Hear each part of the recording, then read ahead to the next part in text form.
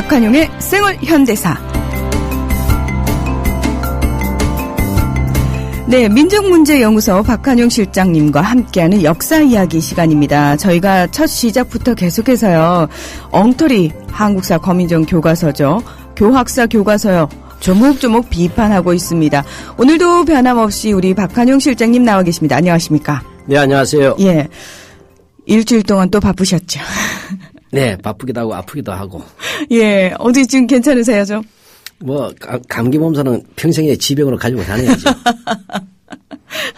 옛날 말에 거세가 개탁인데 아독청이여, 거세가 괴친인데 아독성이다, 이런 말이 있어요. 아, 어렵네요. 예. 무슨 얘기일까요? 거세가 개탁인데 온 세상이 모두 탁하였는데 아독청이여 나만 홀로 깨끗하고, 거세가 개치인데 온 세상이 모두 취하였는데 아독성 나만 홀로 술기가 있겠는가. 뭐 그런 말이 있어요. 뭐 저하고는 관계없는 훌륭한 사람의 이야기입니다만은. 네. 실장님. 대한민국이 아프니까 저도 아프다 이렇게 한번 해볼까요? 근데 그게 되게 와닿아요. 예. 예. 왜냐하면 제가 방금 드리고 싶었던 질문도요. 네. 대한민국이 아프니까 아프시잖아요. 솔직히 마음이 쓰이고 너무너무 속상하잖아요. 사실 대한민국이 아프니까 국민들이 골병이 들었어요. 예. 특히 더, 이 아픈 역사를 계속 껴안고 살아야 되는 걸 직업으로 가지셨잖아요. 이 직업을 선택한 걸 후회하신 적은 없으세요? 그렇진 않아요. 오히려 그런 걸 본다고 하는 것들이 내가 사는 길들을, 혼란스러웠던 길들이 좀 뚜렷이 보인다는 점은 굉장히 중요해요. 이 길이 역사의 길인가 아닌가를 판단하는 데 있어서는. 네. 자기 개인적 삶뿐만 아니라 전체적인 삶에서도 마음대로 좀 보는 눈이 생긴다고 할 수 있어요. 그래서 역사는 암기 과목 절대 아닙니다. 근데 왜 저희 박한용의 생활현대사를 사랑하시는 분들은 매 시간 뒷목을 꼭 잡게 된다고 얘기하시고, 그러면 네. 저희 뒷목 몇 번 더 잡으면은 실장님처럼 안목이 생길까요? 저는 제가 역사를 전공하다 보니까 대학 시절에 아주 감동 깊게 읽었던 게 사마천의 사기열전입니다. 네. 사기란 책 아시죠? 사마천의. 그 열전이라는 게 보면 온갖 사람들의 이야기잖아요. 네 이야기가 이렇게 시작돼요. 나는 왜 이 사기열전을 썼는가, 사람들의 이야기를. 한데 시작이 아주 멋들어져요. 영어로 하면 Is there any heaven's way? 과연 천도라고 하는 것이 있는가? 하늘의 도. 만약에 천도가 있다면 어떻게 해서 백의 숙제 같이 어진 사람들은 주나라 무왕이 은나라 칠 때 신하가 임금을 치면 안 된다고 말렸던 사람이 수양소에서 결국 굶어 죽었잖아요. 그렇죠. 백의 숙제같이 의인들은 굶어 죽고, 도척, 아주 흉악한 도덕이었어요. 도척은 죽을 때까지 호의호식하면서 살았던가. 천도가 있다면 어찌 이룰 수 있는가. 난 그 하늘의 얘기가 궁금하고 알 수 없어. 인간들의 이야기를 통해서 한번 확인하고 싶다. 그랬어요. 사기 열전을 쓰던 사마천에 그 사기 열전이 나오던 그 시대요. 네. 그 시대의 얘기죠, 분명히. 예, 한무제 때죠. 예. 근데 왜 꼭 지금 얘기를 하고 있는 것 같은 느낌이 들죠? 네. 그 역사는 그래서 돌고 돌입니다. 다만 돌지만 똑같이 돌지는 않아요. 1926년에 60만세 항일 운동이 있었잖아요. 1987년에 60항쟁이 다르고, 그 다음에 2008년도 소고기 반대, 미국 소고기 반대 60항쟁이 다르죠. 해마다 60원 돌아오지만 그 의미가 달라지고 발전합니다. 그런 것들 긴 역사 속에서 볼 수밖에 없죠. 그리고 역사를 볼 때 뒷골 땡긴다는 것은 그만큼 아직도 인간으로서 고민할 게 많다는 인간으로서의 고통이기 때문에 이것조차 고통받지 않는 분들보다 우리 청취자 여러분 훨씬 인간적이고 훌륭하신 분이에요. 네. 요즘 유행하는 말로 살아있네. 네.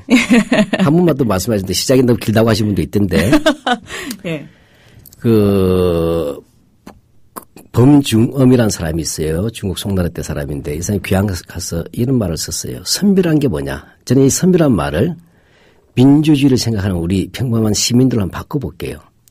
사당 선천하지우 이우하고 후천하지락 이라이다, 이런 말이 있어요. 사당, 선비란 모름지기, 선천하지우 이우하고 천하의 근심을 남보다 먼저 근심하고, 후천하지락 이락이라, 천하의 즐거움을 다른 사람이 다 즐긴 다음에야 즐겨야 된다. 이것이 지식인의 삶이고 운명이라고 얘기했어요. 네. 오늘 제가 아니고 이 방송을 들으시는 우리 시청자 여러분이 바로 그런 분들이십니다. 그래서 아프신 겁니다. 예. 좀 길었지만 한번 그렇게 위안을 가지십시오.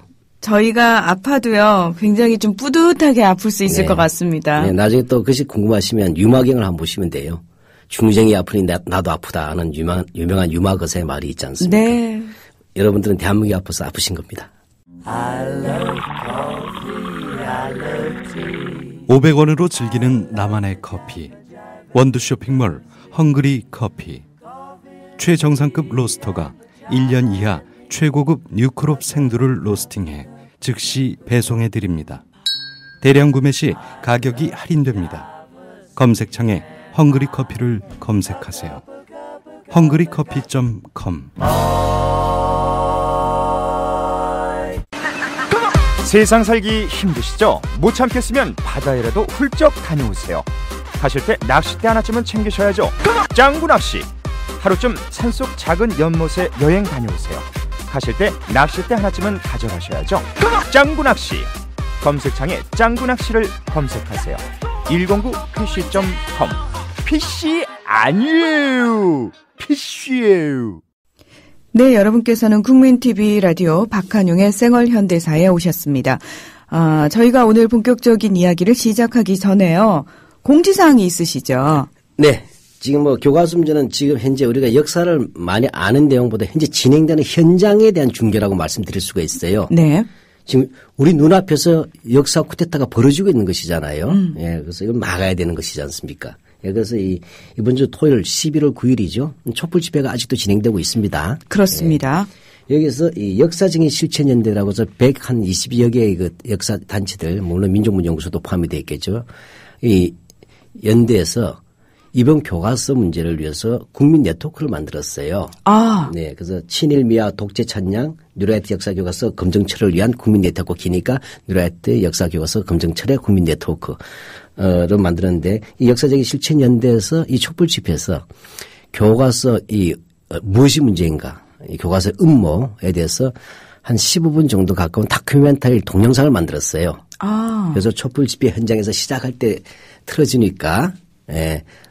꼭 한번 오셔서 직접 한번 보시고 이게 얼마나 심각한지 보시면 좋겠습니다. 그리고 끝나면 제가 한 2, 3분 정도 설명을 아마 보충 설명해 드릴 거예요. 직접 무대에 올라가시나요? 키가 작은데도 불구하고 그래서 올라갈 수밖에 없습니다. 키가 작기 때문에. 아니면 밑에서 해야 되는데. 예. 예. 그래서 절절한 말씀 한번 들어주십시오. 네. 사실은 촛불문화제에 모이신 분들은 대한민국의 아픔을 고스란히 느끼시는 분들인데요. 네.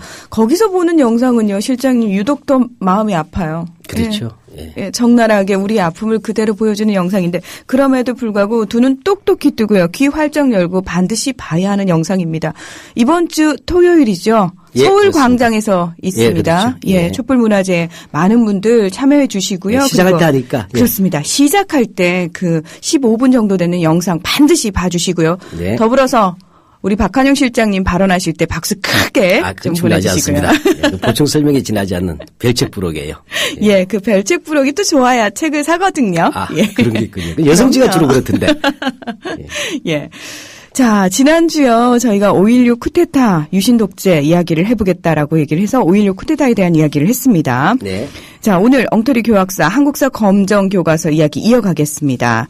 다 하지 못했던 유신 독재와 이 엉터리 교과서 이야기를 할 차례인데요.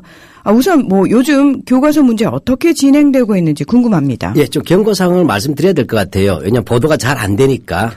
결국 항상 보면 수습 불가할 때 보도가 되잖아요. 네. 그러니까 이것도 문제인 게요. 하도 사안이 매일매일 터지니까요. 네. 관심을 가져야지 하면서도 어느새 묻힙니다. 네. 한마디로 하면 이제 제2라운드가 시작됐어요. 제2라운드. 제1라운드는 국사편찬위원회를 도구로 삼아서 부당하게 검증 통과시켰잖아요. 사실상. 네. 그다음에 여기서 반발하니까 이제 교육부 장관이 교학사건만 아니라 몽땅 다 고쳐라고 수정 공고를 했죠. 공고지만 안 고치면 강제니까. 그렇죠. 네, 여기에 대해서 뭐냐면 지금 이 교학사 필자들은 좋다고 하죠. 자기는 엉터리 교과서인데 교육부가 어디가 틀렸는지 251개인가를 체크까지 해줘서 고치라고 하고 답까지 알려줬잖아요. 그렇습니다. 능력 없는 사람들 그거 고쳐준다고 얼씨구 했어요. 네. 그래서 자기네들 고치겠다고 했죠. 예. 근데 권희영이라든지 이명희 같은 대표 집필자 교수들 말고요. 필진에 참여한 교사들은 참가하지 않겠다고 하지 않았습니까? 예, 교과서는 이제 교수들 외에도 전문 학자들 외에도 이제 일선 교사들이 같이 집필했잖아요. 이분들이 사실 자기네들도 이렇게 될 줄 몰랐다 해서 자기네들은 수정에 참가하지 않겠다고 했었죠. 네. 그런데 다 참가하기로 했대요. 왜요? 그래야 뭐 알겠으니까 속마음을. 근데 애초부터 저희들은 그렇게 봐요. 이제 이 중에 어떤 분들은 이명희 교수하고 인간적 관계도 있거나 학연도 있는 분 같고. 근데 이분이 떳떳하게 공식적으로 안 나오죠. 예, 안 나오는데. 애초에 집필할 때 몰랐을 리는 없을 것 같아요. 워낙 그 이명희, 권영희 양반이 설치고 다녔잖아요. 일단 근데 아마 이제 그때 워낙 무리가 크니까 또 심지어 공주대학교에서조차도 이제 동문회가 문제 제기할 정도가 되니까 한 발 빠졌던 것 같은데 수정을 결국 참가하기로 했어요. 이건 교사의 양심이 쳐버린 거죠. 앞에서는 분명히 문제가 많다 해놓고 또 결국 집필하기로 했다. 그래서 저는 이게 왜 했을까? 첫 번째로 교육부의 어떤 이제 요구니까 그런 것들에 대해서 부담이 있었는지 개인 교사로서 아니면 이거 뭐 그렇지 않겠지만 교학서가 만약에 이렇게 해서 수정에 참가 안 하면 수정 못하게 되면 그 교학서 책은 사실 고치기 어렵잖아요. 네. 이럴 경우 교학서에서 혹시 손해배상 배송 소송할까 이런 금전적 문제가 있을까? 물론 지금 그냥 순수한 상상이에요. 네. 아니면 권력이 들어온지. 어찌됐든 결과는 뭐죠? 2013년 수구 세력의 역사 쿠데타에 이분들은 어쨌든 훗날 역사는 공범으로 기록할 수밖에 없을 거예요. 네. 역사 관련 교사들이기 때문에요. 이분들이 그 역사에 이런 식으로 이름이 남을 거라는 것도 충분히 예측이 가능할 것임에도 불구하고, 그렇죠. 예.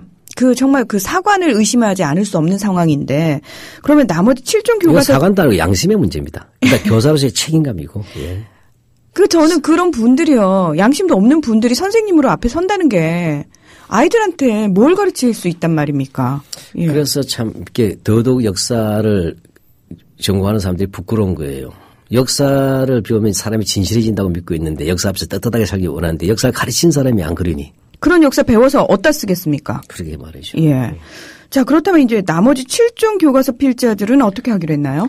예, 뭐 애초부터 이분들은 절차적으로 봐서는 다 교육부 장관의 통과를 했기 때문에 그다음 자율적 수정에 원칙적으로는 강제 권고사항이 아닙니다. 이행사항이 아닌데 따라서 뭐냐면 지금 장관 직권으로 수정을 강요하는 것은 위법하니까 수정지시에 따르지 않겠다는 게 원래 입장이었죠. 예, 그럼 끝까지 거부하는 건가요?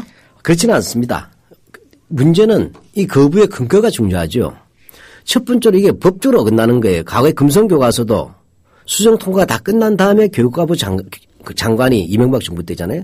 고치고 직권 수정을 요구했어요.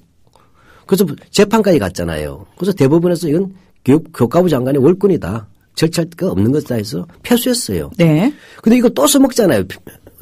왜 불법을 교육부가 또 한 번 강요하느냐. 우리가 어떻게 불법을 따르냐는 원칙적 문제가 하나 있다는 것이에요.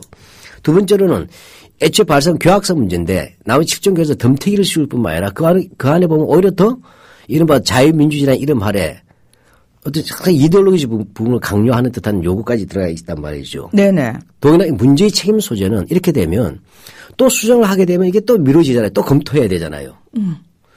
그렇게 되면 이미 다른 과목들은 교사들이 다 이미 연구 교재로 쓰고 채택 끝나면 연구 교재로서 강의안을 준비하고 있을 텐데. 그렇죠. 한국사 교사들만 12월 달까지 채택 여부를 가지고 고민해야 되는 상황을 교육부가 스스로 만들고 있는 거예요. 피해자가 학교하고 교사들에 돌아가고 있다는 것입니다. 결국은 최대한 시간을 끌 때까지 끌어보겠다. 그리고 그렇죠. 예, 교육부의 주장을 결국은 관철시키겠다. 이런 꼼수가 숨어 있는 거잖아요. 문제를 잘못한 책임은 교육부에 있는데. 그렇죠. 잘못된 책임에 대해서 자기 스스로 책임지지 않고 오히려 지금 7종 교과서 필자들을 우리가 은어로 쪼고 있는 거잖아요. 겁박하고. 그게 부당하다는 거죠. 네. 그렇지만 여기에도 사실 틀린 부분이 있지 않습니까? 물론 7종 교과서도 틀린 부분이 있습니다. 네. 그것이 비록 교학사하고 양이나 질점에서 전혀 다른 것이긴 하지만 그래서 원래 뭐냐면 관례적으로도 통과된 이후에도 자율적으로 수정을 했어요. 그러니까 그건 자율적 수정입니다. 자율적. 예. 그건 자기 책임이 있잖아요. 교과서 틀 경우에 그 뒷감당을 필자들이 다 지는 거죠. 그리고 또 그렇게 하겠다고 했어요. 그 엄밀해서 또 그런 것이 원래 일반적 관행이에요. 근데 교육부가 이번에 또 전문가 협의를 꾸려가지고 다시 수정표를 만들었잖아요. 이렇게 고치다가 또 틀을 만들어 놓은 거예요. 이게 부당하고 정치적인 거 아니냐라는 것이죠. 그 원래 자율적으로 수정을 하는 거라면은 교육부가 수정 지시한 내용을 그대로 따르지 않을 수도 있다. 이거 아닙니까? 그렇죠. 예. 예. 자, 그렇게 되면 또 교육부는 가만히 있지 않겠죠, 당연히. 예, 그럼 뭐 우리나라에서 뭐냐면 공권력이라는 것은 약한 놈한테 쓴 거 아니에요. 예. 그래서 교육부 자신이 위법을 하고도 이 위법을 따르지 않으면 교과서 검정 승인마저 취소하겠다는 입장이에요. 수정을 하지 않으면. 이건 우리가 적반하장이라고 하지 않습니까? 근데 문제는 뭐냐면 이 교과서 7종 교과서 집필자들이 이 교육부가 수정을 요구한 내용 자체가 또 틀린 거예요. 틀린 게 많단 말이에요. 그럼 어떻게 그대로 따라서 합니까? 그러니까 교육부가 이번에는 전문가들까지 모아서 예. 검토를 다 한 다음에 8종 교과서에 대해서 수정을 요구했는데 예. 그 수정 요구한 내용 자체가 또 틀리다는 얘기입니까? 예. 우선 뭐 교학사가 틀린 건 지난주에도 말씀드렸잖아요. 예. 뭐 사실 400개 이상이 틀렸는데. 예, 구체적으로 예. 얘기를 해 주셨죠. 250 몇 개밖에 안 해서 나머지 150개 이상 심지어 우리가 공개하자는 것까지 하면 400여 개가 틀린 대로 나가는 것도 문제지만 문제는 뭐냐면 이 7종 교과서에서 요구한 것이 얼마나 고민됐냐면 예를 들면 아라고 쓴 것을 맞춤법에 틀렸다고 어라고 고쳐서 어라고 고쳤는데 이번에 다시 아라고 고치라고 하는 것도 있고 그다음에 그 7종 교과서 이 필자들이 자료를 낸 것을 보면 수십 가지가 학술적으로 안 맞는 내용이에요. 뭐 이도리를 떠나서. 따라서 뭐냐면 이 핵심이 뭐냐면 기본적으로 일단 교학사에 교과서 문제가 전혀 해결되지 않는 상황에서 나가고 있다는 게 제일 큰 문제라는 얘기입니다. 그래서 결국은 이 교학사 우리가 실전 교과서 필자들이 고친다고 한들 교학사 문제는 해결되지 않는다는 것이에요. 우선은. 그러니까 원래 문제의 본질은 교학사 교과서가 엉터리라는 거지 않습니까? 그렇죠. 예. 그래서 학생들의 학습과 시험에 창란을 일으킬 정도로 부실한 책이라는 점은 변함이 없다는 이 본질적 문제는 왜 책임을 안 지느냐는 거예요. 네. 우선 그것이 문제죠. 그러니까 문제의 본질을 자꾸 흐리고 있는데 예. 다른 7종 교과서에 대한 수정 요구는 어떤가요? 예, 그래서 이 수정 요구에 대해서 이제 필자들의 경우에는 그때도 교육부에서 수정을 요구했던 것하고 그다음에 필자들이 봤을 때 고쳐야 될 부분이 일치한 부분들은 받겠다는 거예요. 네. 그런데 교육부가 요구한 것 중에서 동의가 되지 않고 학교에서 받아들이지 않는 게 그건 이데올로기 문제는 아닙니다. 이런 것을 우리가 하지 않겠다는 거지. 그건 강제할 수 없는 거 아니냐.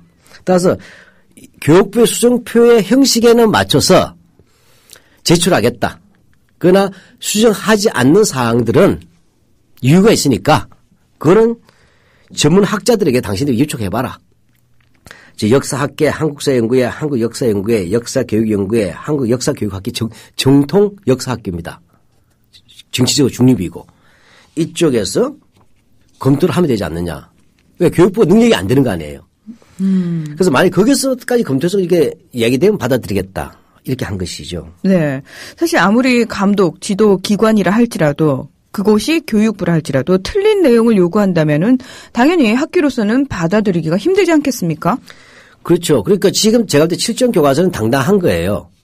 우리가 스스로 틀렸다고 인정하는 분은 고치겠다. 그러나 교육부가 우리 전문가인데 교육부가 틀린 것을 요구하는 것은 우리가 받아줄 수가 없는 거 아니냐.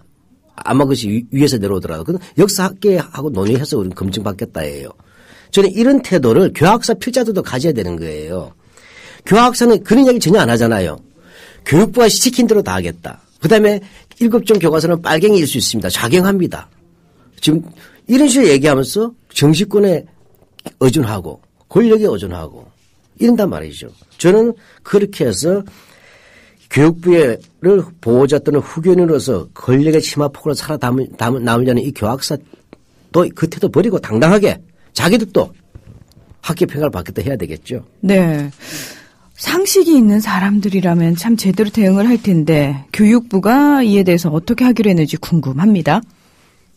예, 이 교육부에서 그래서 전문가 협의회를 구성했대요. 예. 다시 말하면 수정 검토를 했잖아요. 네. 이제 8종 교과서가 쭉 이렇게 수정표를 가지고 올라오면 그걸 검토할 것이 있어요. 근데 그래서 얘기를 통해서 11월 한 15일 정도쯤 됐은가요? 최종 검토하겠다고 했는데 저는 이게 또 못 믿겠어요. 이것도 모양새일 수 있다는 거죠. 아, 또 무슨 꼼수가 숨어 있나요? 이명박 이래로 대한민국에서 가장 기본적인 정치적 수수는 꼼수예요. 그다음에 음모고 나머지 겁박이에요. 이 전문가 협의회를 꾸리는데 이미 그렇게 이 요청한 단체의 절반이 과반수 이상이 이미 뭐냐면 보수 진영이에요. 이른바. 아. 그런데 별로 역사하고 관계없는 단체들이 많아요. 결과적으로 뭐냐면 알지요. 지금 새누리당 하는 거 보세요. 과반수 되는 거 마구 막 하잖아요. 결국 여기도 이 과반수 이상은 자기들이 장악한 다음에 들러리로 전문학교 넣어가지고 밀어붙일 수가 있다는 것이죠. 예. 과반수만 넘으면 법이고 뭐고 못한 짓이 없는 게 현재 권력들 아니에요. 네네. 그래서 제가 볼 때는 이 교육부가 그동안 해온 태도를 보십시오. 공공연히 완전 콩쥐 팥쥐 이야기 아니에요? 콩쥐는 구박하고 팥쥐만 데리고 지금 가고 있는 거 아니에요? 이 상황에서 과반수 이상을 놓고서 여기다가 전문가들 들어와라 해봤자 들러리란 것이죠. 그래서 내가 볼 때는 이 교과서 쿠데타는 공권력을 동원한 부당한 검증 통과가 1라운드였다면 이제 바로 이부에서 긴장감이 감돌고 있어요. 지금. 즉 2라운드는 공권력의 부당한 수정 요구가 지금 들어왔죠. 그리고 여기에 대해서 7종 교과서 필자들의 저항, 양심적 저항이라는 게 2라운드 전투로서 지금 진행되고 있다. 이게 11월 15일 전후가 정점을 이룰 것이다 하는 것입니다. 자, 이렇게 라운드를 나누신 이유를 들어보니까 3라운드도 있겠다라는 예측이 가능해지는데요. 네. 그러니까 2라운드에서 올바르게 해결되면 얼마나 좋겠어요. 그런데 험한 3라운드가 기다리고 있을 가능성도 있어요. 뭐 아마추어 복싱으로 치면 마지막 라운드 아닙니까? 그렇죠. 예, 프로로 치면 세계 챔피언십 같은 10라운드까지 끔찍한 피튀기게 해야 되는데. 예. 제가 볼 때 역사 쿠데타에 대한 아마겟돈이 3라운드다. 3라운드로 갈 것 같다는 거예요. 자, 이것이 뭐냐면 일단 이렇게 되겠죠. 자, 이런 구도예요. 그래서 7종 교과서 필자분들이 양심에 근거해서 우리는 이걸 교육부 한 수정표 중에서 합당한 것만 내겠다. 자율적으로 했던 그 가운데. 그 부당한 것은 우리는 우리 의견을 내겠다. 그것을 전문가 협의회에서 한다는데 그 전문가 협의회 미룰 수가 없잖아요. 그렇죠. 이게 내가 교육부에서는 전문가 협의회라는 틀을 통해서 뭐 교학상 무조건 따라갈 거니까 교육부 엎혀서 가잖아요. 얘는 참 편해요. 엎혀서 가는 교과서예요. 교육부에. 그러면 교육부 장관은 어떻게 돼요? 그럼 7종 교과서에 대해서 자기가 선언했어요. 이 수정표 그대로 하지 않으면 문제가 하지 않겠다는 무슨 얘기냐면 극단적 조치로서는 이 7종 교과서를 퇴출시킬 수도 있다는 거 아니겠어요. 이렇게 되면 우리나라 사상 초유의 일이 일어나는 거죠. 국민용 교과서가. 그러니까 저희가요 예전 같았으면은 에이 그 설마 말만 그렇지 실제로 그렇게 하겠습니까라고 반응을 했겠지만 지금 상황에서는 충분히 그러고도 남겠습니다라는 얘기가 나와요. 저절로. 설마가 대한민국 잡는다는 게 요즘 속담이에요. 예, 요즘은 다 잡습니다. 예, 설마가 예. 진짜로 잡습니다. 예. 자, 이렇게 되면 어떻게 되겠어요? 이 3라운드 싸움은 일단은 그러면 한편은 7종 교과서 필자들하고 교육부의 싸움이 벌어집니다. 옛날 금성 칠판사와 교육과부의 그 대결처럼. 또 하나는 교육부는 계속 미룰 수가 없으니까 이거를 채택으로 갈 거 아닙니까? 밀어붙이게 하면. 그렇죠. 예, 이렇게 되면 이제는 뭡니까? 이제는 각 학교에 이제 이 8종이든 아니면 단 한 종이든 최악의 경우에 를 각 학교에 뿌릴 거 아니에요. 그 뿌리게 되면 어떻게 됩니까? 여기서는 이제 우리 명백하게 편이 나눠져 있어요. 교육부 국수화편찬위원회 앞장서는 정부기관이죠. 그 다음에 김무성 의원 국민의 출판사로 교학서를 보호해야 된다고 떠들었잖아요. 역사 교실을 열겠다고. 새누리당, 여당이지요. 여기에 교총, 교장 선생님 중심이죠. 물론 공식 입장은 안 밝히지만 굉장히 보수적이지 않습니까? 그 다음에 수구 학부모매 아스팔트 학부모 회들 있잖아요. 네. 예. 여기에 뭐죠? 이런 사람들이 채택 운동을 벌일 거예요. 아. 이렇게 하면서 이제 니전 구투로 갑니다. 예, 이렇게 됐죠. 그럼 여기에 이 영향력이 적지 않지 않습니까? 이미 정부 기구하고 교청마다라도 교장 선생님 같은 그런 직급인데 여기에 뭐 사실은 뭐 이건 좀 위험한 반응이시지만 제가 추상적으로 아주 얘기할게요. 특정 정치 성향이 압도적인 지역의 학교나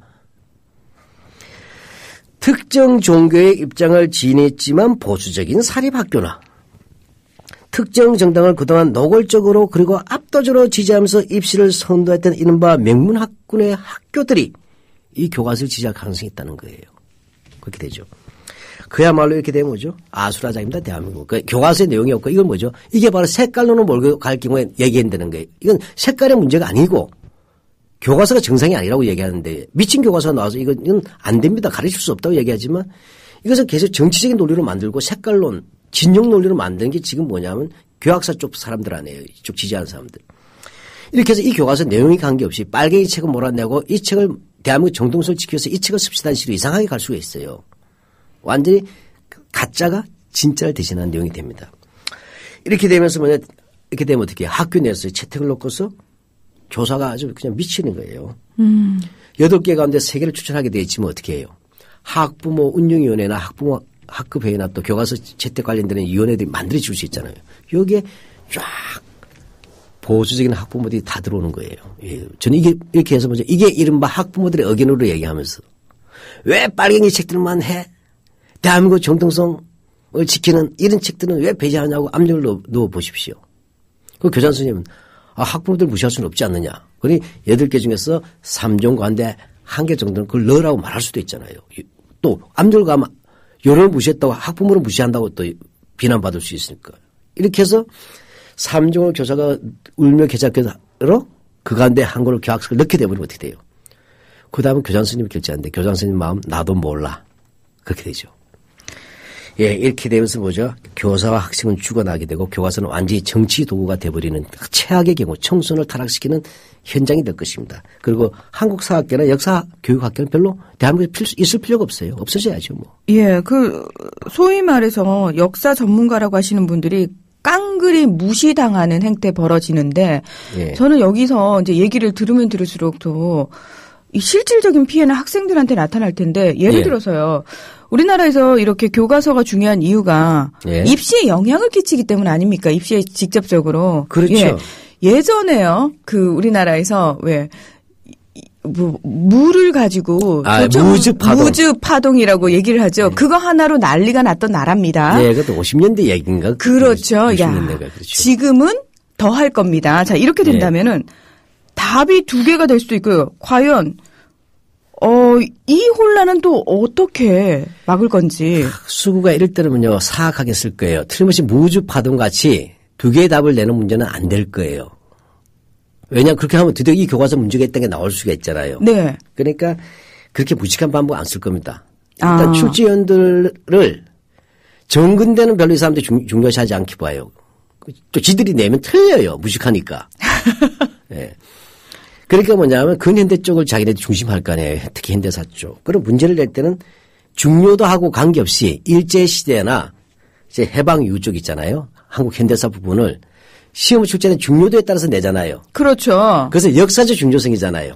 그거는 대체로 좀 정해져 있죠. 근데 이 사람들은 그렇지 않고 자기들의 정치적 의도에 맞는 내용만 뽑아서 내므로서 정치 선전적인 문제들을 낼 것이란 거예요. 그러면 학생들이 그 부분을 더 중점적으로 공부를 해야 되는데 이들이 원하는 방향으로 공부를 해야 되는 게 맞다는 얘기가 나오는 거잖아요. 예, 그럼 어떤 식으로 되겠어요? 우리가 이승만 대통령 제1공화국 시대가 나오잖아요. 그럼 주로 뭐냐면 왜 이 제1공화국 민주공화국임에도 불구하고 민주주의를 제일 먼저 파괴시키고 그랬잖아요. 이거 무너졌잖아요. 그럼 그러면서 뭐냐면 우리가 4.19 왜 갈 수밖에 없었는가를 냈지만 이제 그걸 안 되는 거죠. 1950년대 자유당 정부 또는 이승만 정권의 업적이 아닌 것은 이런 식으로 내는 거죠. 말도 안 되는. 새마을운동은 한국 농촌에 어떠한 영향을 끼쳤는가.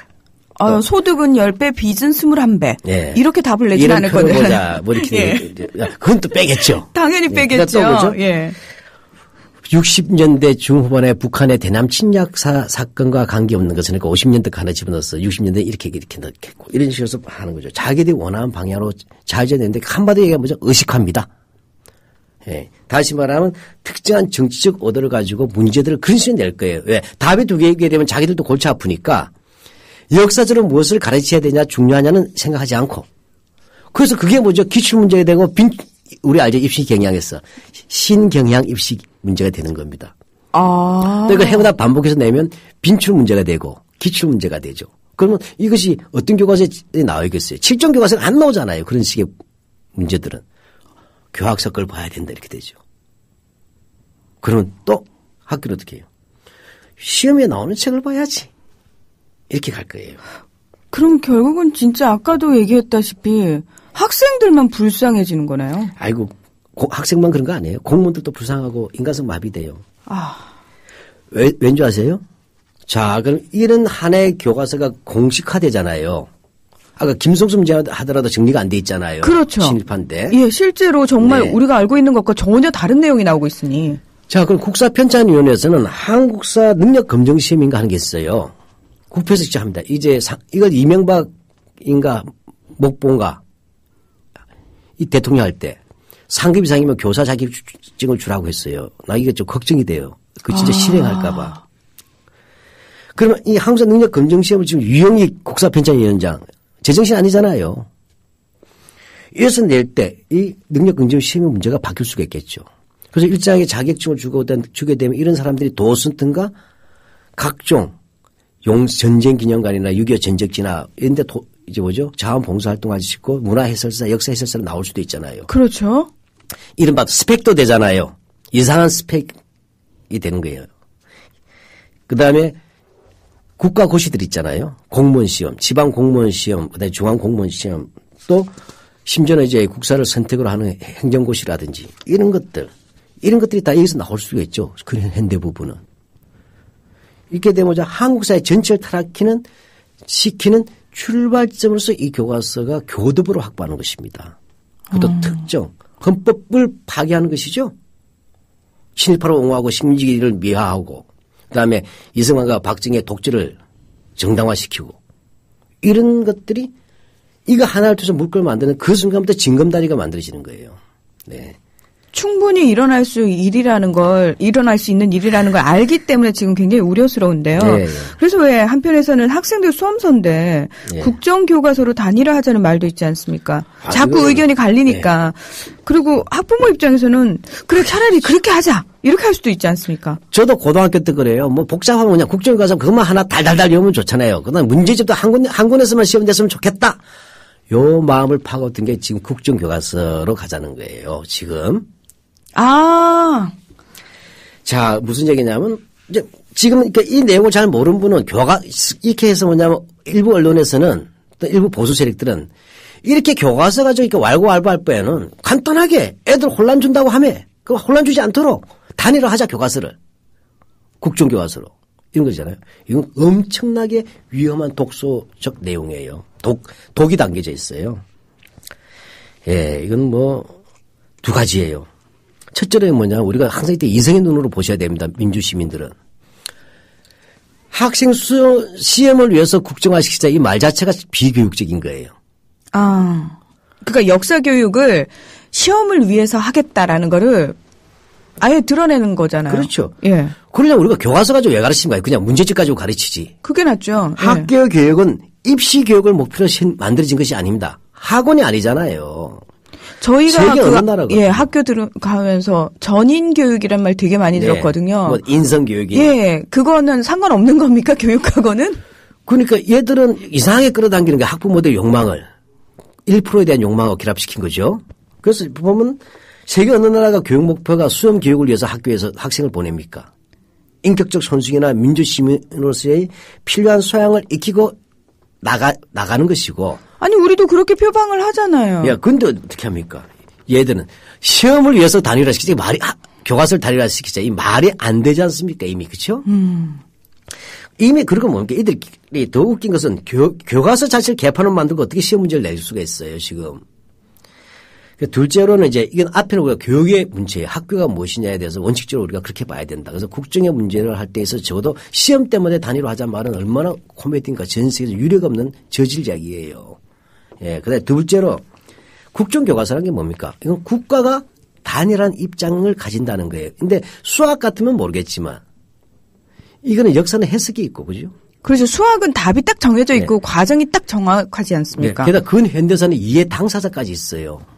그 현재성이 강합니다. 예, 그런 상황이지 않습니까? 근데 여기서 뭐냐, 이 국정교과서는 국가가 모든 것을 장악해서 책을 만들어서 교육하겠다는 거예요.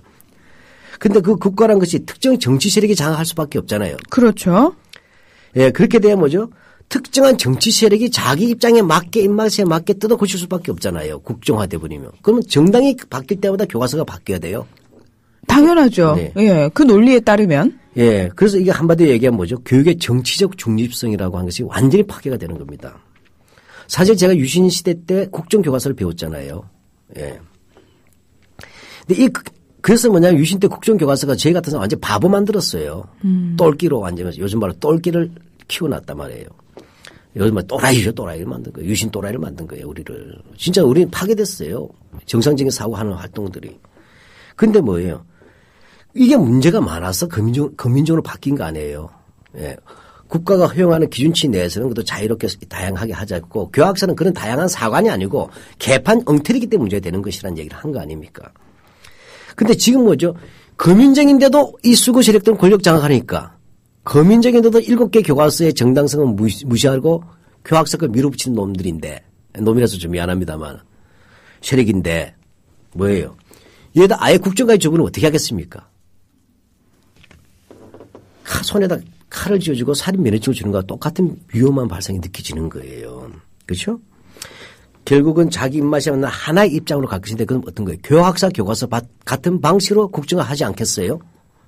예, 1대7인데도 1이 이기고 있잖아요. 권력이 뒷받침해 줬어. 참 희한하죠. 예. 결과적으로 관료들이 장악한 것이 교과서 편찬 아닙니까? 교과서 편찬은 지금 다 공무원들이 하는 거 아니에요. 그렇게 되면 국정이란 것은 국편이 하고. 예. 그래서 결국 나머지 7종을 없애는 거죠. 그러니까 더 무시무시하죠. 애들은 어떻게 하든 그죠. 검인정 교과서 교학사가 문제되는데 그래서 후퇴하는 양심의 가치를 느껴서 후퇴하는 것이 아니라 이것을 계기로 해서 국정까지 가버리겠다. 이건 유신시대로 가는 거 똑같잖아요. 유신시대 교육으로.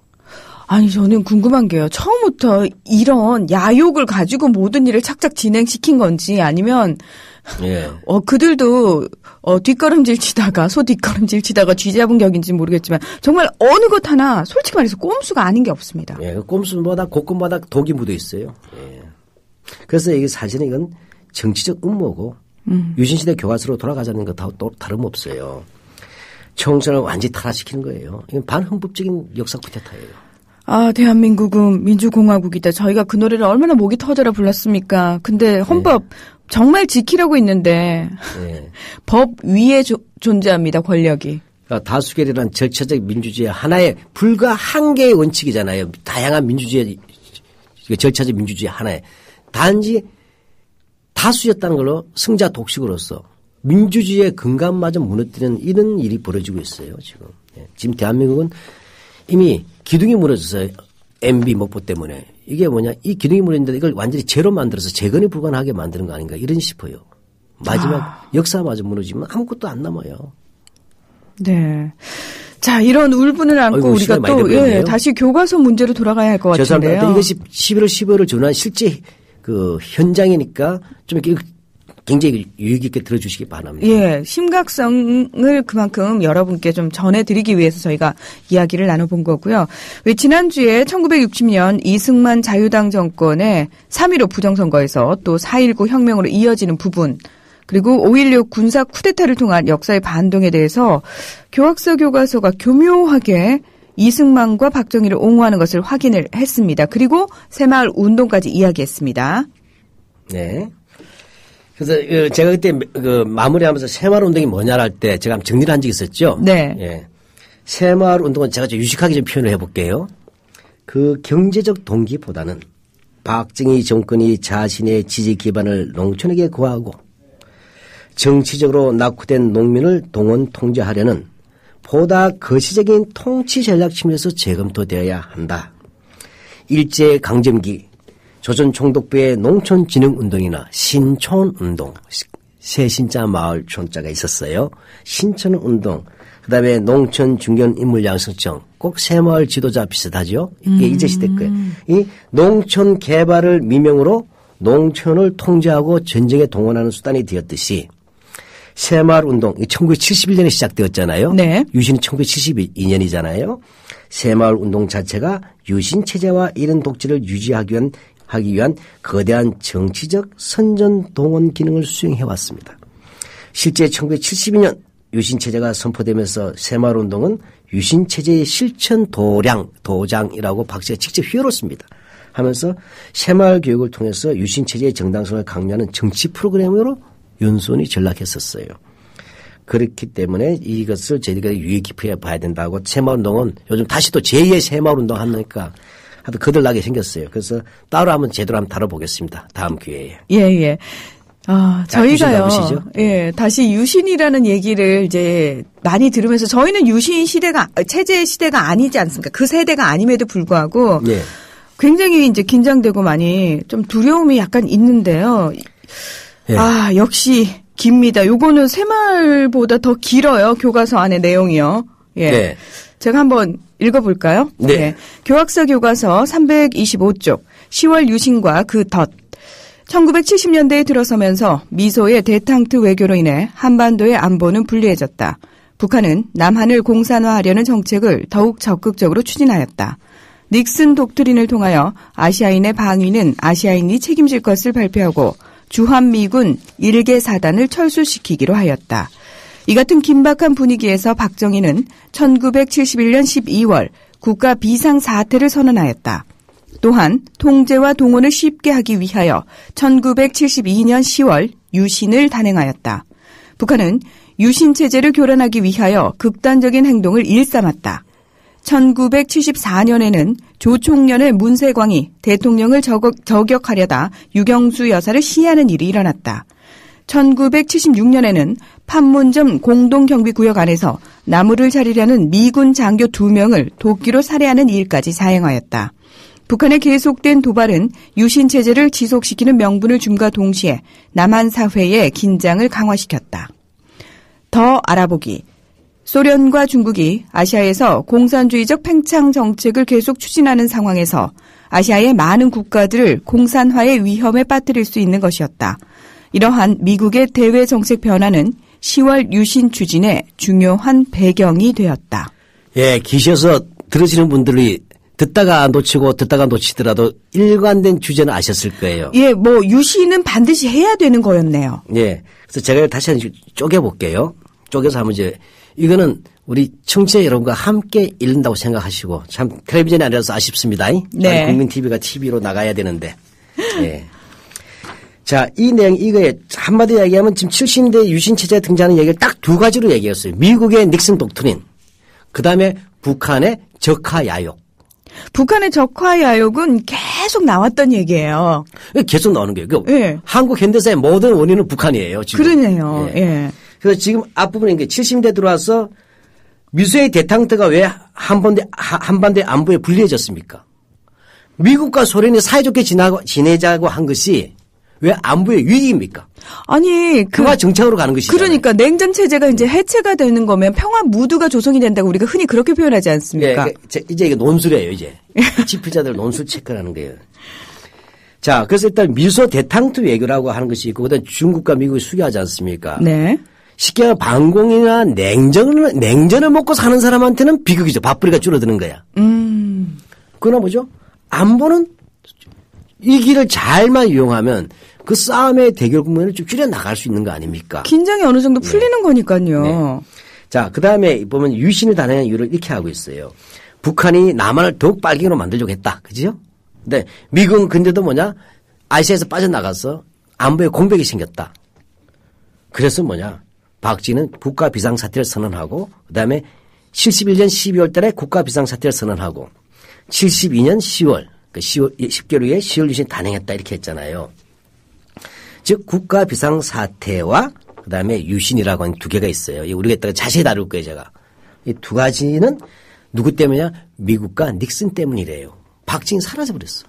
즉 안보를 지키기 위해서예요. 그러니까 여기서 통제와 동원을 쉽게 하기 위해서는 뭐예요?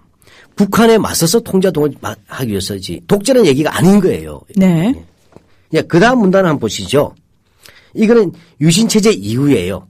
유신체제 이후를 다루는데 뭐냐면 유신체제 하에서 북한의 만행이에요. 도대체 유신체제에서 민주화 운동을 하든지 유신체제가 얼마나 나빴는가를 설명해야 되는데 북한은 유신체제를 교란하기 위해서 하니까 무슨 얘기예요? 북한을 볼 때 유신체제가 아주 안 보고 북한으로서 굉장히 위협적이었다 얘기 아니에요. 네. 그래서 이른바 유경수 여사를 살해하려고 했다. 예. 문세광이 대통령을 저격하다 유경수 여사를 시해하는 일이 일어났다. 이것도 논쟁되죠. 네, 지금 사실은 문세광이 많습니다. 정말 유경수 여사 죽었느냐. 이건 아니라는 얘기도 많잖아요. 그렇습니다. 근데 교과서 이러면 안 되잖아요. 어제 사실 문제는. 그다음에 이른바 70년대 도끼 만행. 북한의 계속된 도발은 유신체제를 지속시키는 명분을 북한 때문에 유신체제가 지속되었대요. 그 다음에 남한사이의 갈등을 더 긴장하고 강화시켰다. 아유, 북한 참 대단한 나라입니다. 이게 지금 무슨 얘기냐면 지금 유신의 원인이 북한의 남침이었과 미국의 정책밖에 없잖아요. 그러니까 유신헌법이 어떤 내용인지도 없어. 이것만 그냥 봤으면 뭐예요? 아, 유신헌법 없었으면 대한민국 적화될 뻔했네. 큰일 날 뻔했어요. 유신은 꼭 있어야 된다니까요, 실장님. 예, 이런 것들에 대해서 다른 교과서들은 유신헌법에서 규정한 대통령의 임기 또 대통령과 유정의 국회의원 앞으로 유정이라는 말이 아마 신문에 자시 나올 거죠. 유정회. 예. 유신시대 때 용어들이 자시 등장합니다. 앞으로. 네, 장담하지만. 근데 유신의 비민주성과 관련한 중요한 내용들은 다른 7종 교과서 설명했어요. 왜? 끔찍하게 많은 사람을 죽여버렸기 때문에. 그 국민 전체가 인권이 유린당했단 말이죠.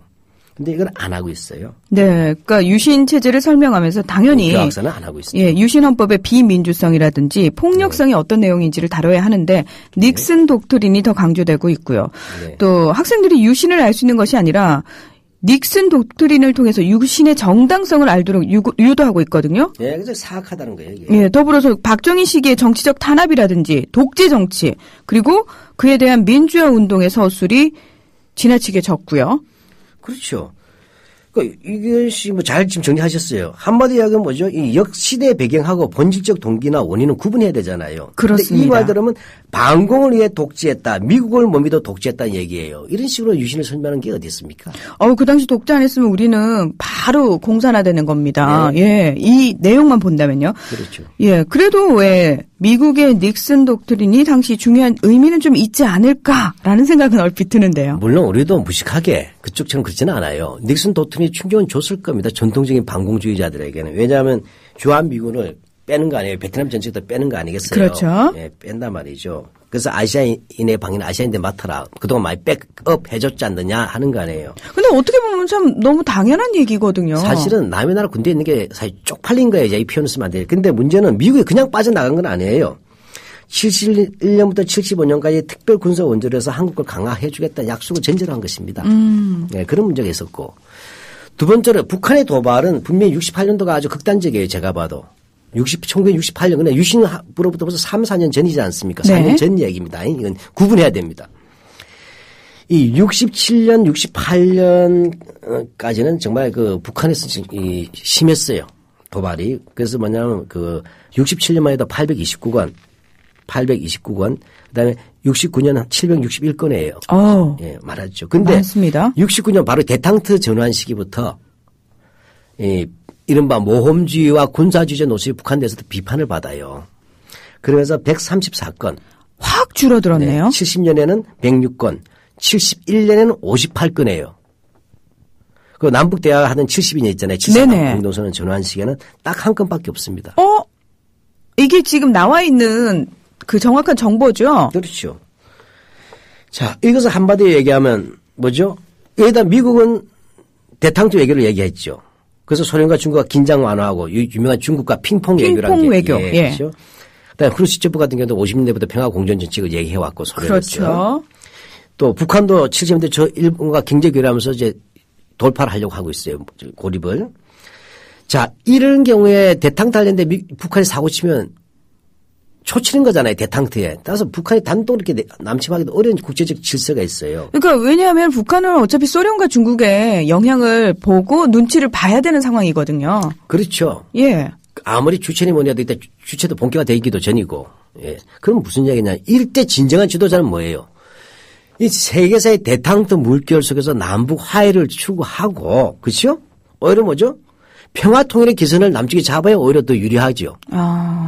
근데 느닷없이 총력 안보로 나가면서 독재로 가버린 거 아니에요. 그러니까 당시 세계 정세는 당연히 화해 무드로 가고 있었기 때문에 예. 더불어서 실제 북의 도발이 약화되고 있었다. 그렇다면은 그렇죠. 아니 이런 세계 정세와 북한의 도발이 약화되고 있음에도 불구하고 유신의 정당성으로 근거를 든 안보 위기는 과장된 거다. 이런 말씀이신 그렇죠. 거죠. 뭐 안보라는 것은 아무리 강조해도 지나치지 않다고 하지만 그 안보라는 부분에 안보의 적극적인 것은 평화예요. 네. 그렇지 않습니까? 그렇습니다. 네. 따라서 이러한 부분에서 실제로 69년도, 71년도 대통령 선거에서 나타나요. 박정희는 총력 안보예요. 그런데 김대중 후보는 뭐예요? 지금 대탕트라면 4대국 보장하에서 남북평화협정 가자. 어느 게 역사의 길입니까? 근데 박정희는 그렇게 하면 안 돼. 국민들을 공포에 만들어야 독재가 가능하죠. 그러니까 총력 안보의 길로 가는 거예요. 독재는 국민을 공포에 몰아넣고서 양자택일을 하는 거예요. 이 공포 속에서 죽을래 아니면 나를 따를래. 독재는 언제나 항상적 위험을 주는 겁니다. 그래서 항상 했어요. 항상 우리가 교과서에서 배울 때는 우리 한반도는 4대 강국의 이해이익이 교차하는 지점으로서 항상 열강들의 충돌 지점이었다. 그 국제사회는 영원한 우방도 적도 없었으며 여기에서 뭐냐 한반도는 언제나 북한의 호시탐탐한 남침야학과 거기에 소련과 중국이 있어서 언제나 누란 지세에 있었다. 계란을 쌓아놓은 것 같이 굉장히 위험했다. 늘 위험한. 예, 이게 뭐냐면 위기의 한반도는 기본 화두예요. 항상 이 협박 속에서 시작되는 겁니다. 위기의 한반도 참 익숙한 단어예요. 따라서 여기서 뭐죠? 필요한 건 총력 안보가 되는 거예요. 제가 줄줄줄 나오잖아요. 근데 그 얘기요. 예. 실장님, 저희 요즘도 되게 많이 하고 많이 듣고 있는 얘기인데요. 그때 이거 배운 놈들이 지금 권력 잡고서 떠들고 있어요. 그때 그거 만든 놈들이 위에서 어른 노릇하고 있고. 그러니까 제가 피를 토하는 기분인 거예요. 예. 하여튼 그래서 뭐냐면 이 유신 쿠데타는 본질적으로 박정희 영구 집권력이 본질입니다. 그리고 무려 몇 년 동안이냐 길게 보면 1961년 5.16 쿠데타부터예요. 제가 보면. 그러나 짧게 보면 1969년 이른바 삼선 개헌부터 4년간 진행된 쿠데타고. 저희가요. 네. 삼선 개헌 정말 많이 들었거든요. 네. 구체적으로 무슨 말입니까? 예, 삼선 짜장면하고 관계 없고요. 예. 네, 삼선 짜장면은 아니에요. 예. 그 삼선개헌이라는 것은 이제 우리가 제3공화국이라고 아시죠? 네.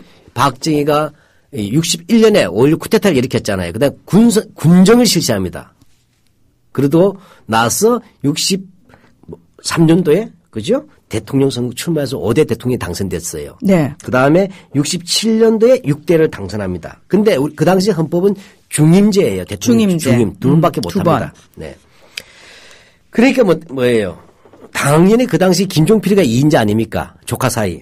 그래서 김종필하고 그 당시 공화당 실력자들이 있어요. 길재호, 김성곤 이런 사람들이 있었어요. 예, 이른바 공화당 4인방이라는 사람들이 있었어요. 실세들이죠.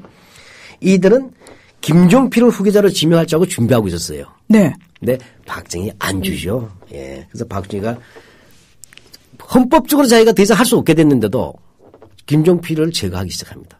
와. 야, 이 어르신 참 안 됐네요. 박정희의 그래도 오래 살고 있어요. 잘 먹고 잘 살고 있어요. 지금까지. 그래도. 아니 그래도 그렇게 대통령 한번 해보려고. 사주팔자가 총리급이에요. 내가 보니까. 예. 예. 총리를 많이 해줬어 역사가. 관대해가지고 쿠데타 핵심인데도 정권 바뀔 때마다 총리 시켜줬으면 됐지. 이제 역사에 속죄하고 살아야 돼요. 늙었어도. 그래도 그 대통령의 못다 이룬 꿈 때문에 예. 끝까지 욕심을 놓지 못하고. 예. 그래서 뭐냐 항상 박정희 수법 있죠. 취해야 될 건 누구십니까? 나중에는 박정희에서 결국 제거당하지만 이때 중앙정부부장 김형욱. 김형욱을 시켜가지고 뭡니까? 이제 뭐냐면 어떻게 합니까? 69년도에 일단 이 4인방을 누르고 그렇게 어떻게 합니까? 그 다음에 69년도 9월 14일 날 새벽 2시 50분 공화당과 무소속 의원 122명이 국회 본회의장 대신 길 건너 국회 제3별관 3층 특별위원회실에서 25분 만에 장소를 바꿔서 날치기 통과시켜서 헌법을 고쳐버려서 삼선 개헌한 거예요. 3번 연임할 수 있다고. 이때 국회의장이 공화당의 이효상인데 국회 의사봉을 못 가져왔어요. 아, 이거 땅땅땅 두드리는 거요. 예. 예. 하여튼 뽀대는 잡아야 될 거 아니에요. 그렇죠. 그걸 두드려야지 뭔가 되는 물주전자 거니까. 뚜껑으로 땅땅땅 했어요. 그렇게 해서 통과시킨 게 삼선개헌이에요. 그래서 삼선개헌을 3번 통과시켰지만 중국집 주전자 뚜껑으로 3번 두들겼어요. 네. 야, 장소를 몰래 바꿔치기해서 이 말치기 하는 수법 이때 시작이 된 건 날치기 하는 수법이요. 네. 요때 시작이 된 거 맞나요? 네, 요즘 자주 하죠. 이게 바로 공화당 때부터 그 뿌리가 있는 족보 있는 아주 그 수법이에요. 요즘은 문 걸어 잠그고 거기에 막 집기들 다 모아놓고 서로 몸싸움 하고 날치기 통과시키잖아요. 예. 그렇게 해서 뭐냐 삼선개헌은 사실 불법적이에요. 사실은. 그렇게 돼서 1971년 4월 달에 공화당의 박정희 후보하고 그 당시 야당 신민당의 지금 민주당이라고 볼 수도 있겠지요. 김대중 후보가 맞붙었죠. 네. 이때 박정희는 저를 이번에 한 번만 뽑아주면 다시는 하지 않겠다고 읍소를 합니다. 그래서 저를 마지막에 꼭 한번 뽑아달라 그래요. 근데 김대중 후보는 이번에 박정희 씨가 당선되면 헌법을 고쳐 영구 집권으로 갈 것이라 예언합니다. 예, 이렇게 했는데 그만 그 불길한 당선되면서 예언이 실제로 1년 뒤 당선된 1년 뒤에 유신 체제가 시작되는 거예요. 그러니까 1971년에 박정희 후보와 김대중 후보가 붙었고 예. 그래서 거기서 박정희가 승리를 했고 1972년 10월에 유신 체제가 선포가 된 거죠. 10월에. 예. 아, 참 이 불길한 예언.